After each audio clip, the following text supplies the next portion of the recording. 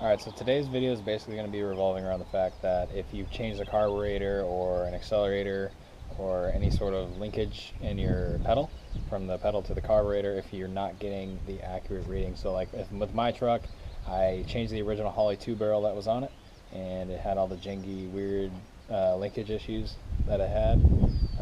And I put an Edelbrock 600 on it, and now when I floor it, the carburetor is not open all the way. So I'm bypassing it with a one-piece lever instead of using the traditional.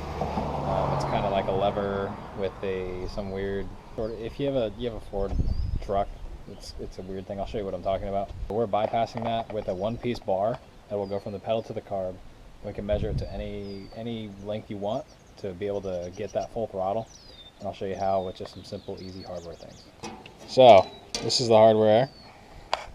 It's simply just, I have there's basically like a blueprint or a parts list. I'll get it out of the light.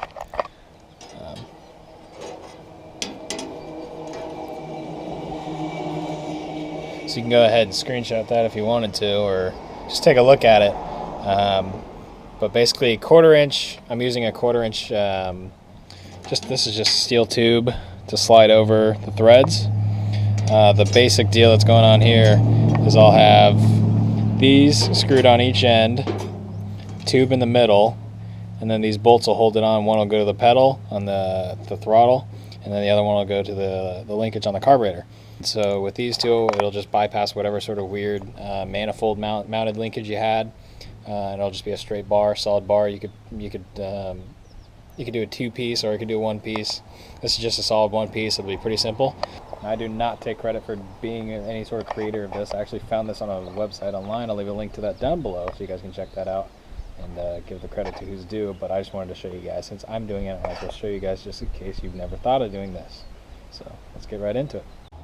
So I have a block on my pedal, pushing it to the floor. I went ahead and disconnected the accelerator pump, and now I'm just left with this little linkage. So essentially this pedal is to the floor right now. It doesn't go any further. So you can see I have this is what I was talking about, this weird linkage. It's going to be a solid bar from the pedal to the carburetor. And so from here, I would take a tape measure, and I would go ahead and measure this from center hole to center hole. So I'm going to go ahead and do it this way since it'd be a little easier. So center of that hole, and if this one is pinned to the center of this hole. So it's right about 11. So that's where I want to be, is about 11.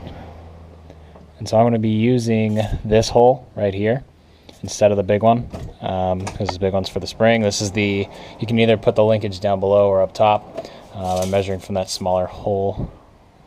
Looks to be just under, yeah, right around 11. That's perfect. So I'll tell you where I got most of these parts just so it makes things maybe a little bit easier. I got these are 1/4 inch. They're 1/4 inch 20 by, I just did 20 by 1. These are 20 by 1 inch Allen key nuts, or just Allen key bolts, just regular black. And then the same thread nylon lock nuts to go on the back. And then 4 nylon or plastic washers, whatever you want, just to make sure it's not rubbing on metal. And then I got I think this is just aluminum tube just to slide over these threads. This is a 1/4 inch thread. This is a 1/4 28 thread. So I have it written down. Yeah, 1/4 by 28 fine thread rod, which is this.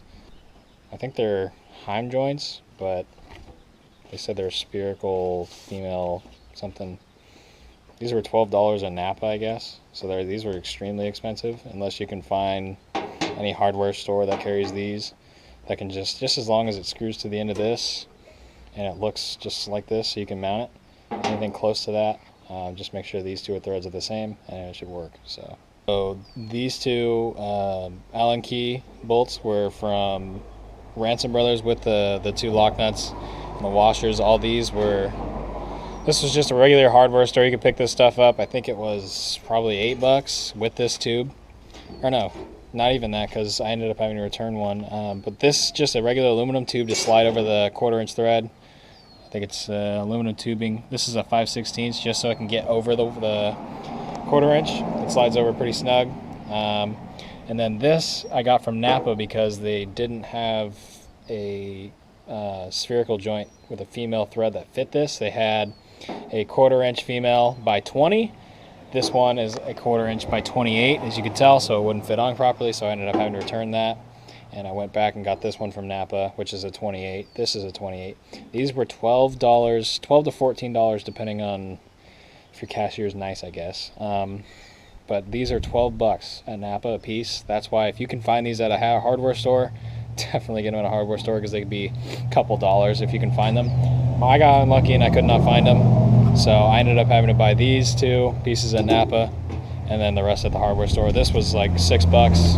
Then these 2 pieces, 12, 24, just under $30. I think $32 for everything, for just these 3.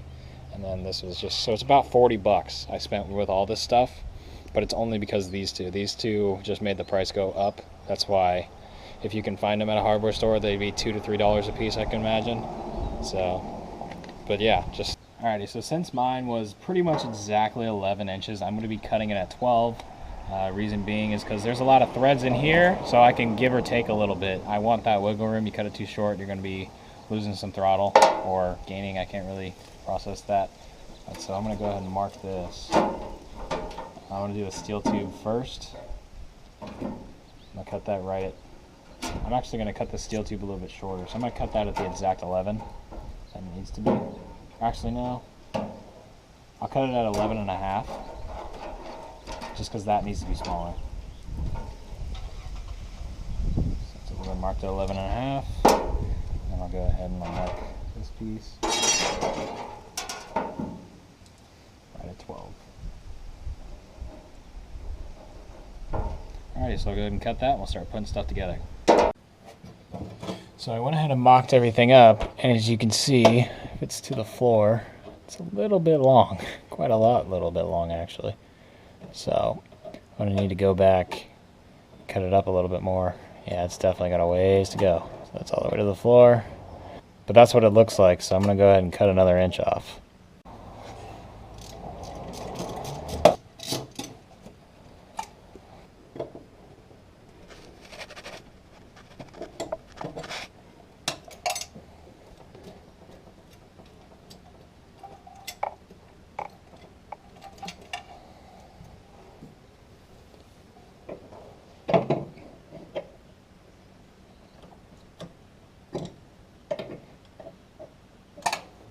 I'll go ahead and mock this up real quick.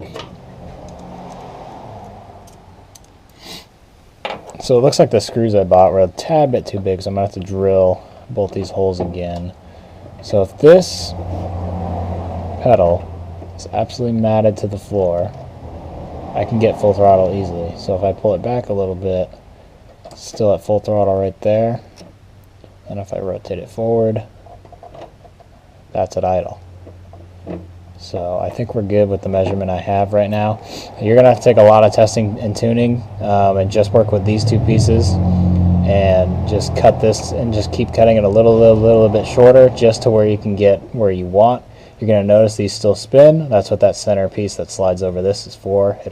You measure that to right where you need it, and then it'll put pressure so it won't slide around and move anymore. And then I think I'm going to have to barely cut this hole here and cut this hole, drill it out a little bit bigger, just so it can fit. It's so close. So it's not like it's a crazy big deal. These are still 1/4 inch screws. But just stick a drill bit and then just make them teeny tiny bit bigger just so they fit snug.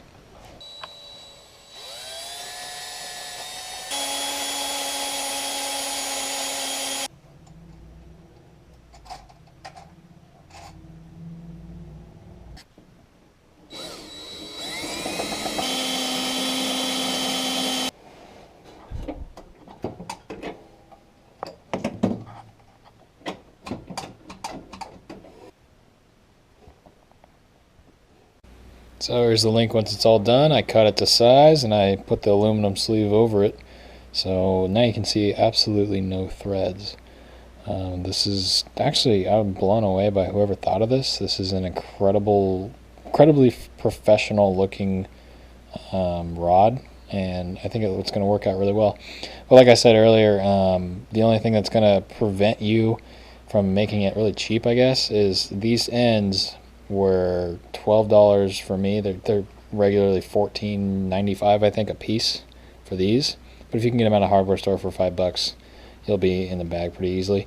But with all the nylon nuts, washers, bolts, and everything else, without these ends, I was in around $10. So I mean, if you can find these ends are probably the hardest part to get cheap, or find at all. I couldn't find them at a Ransom Brothers.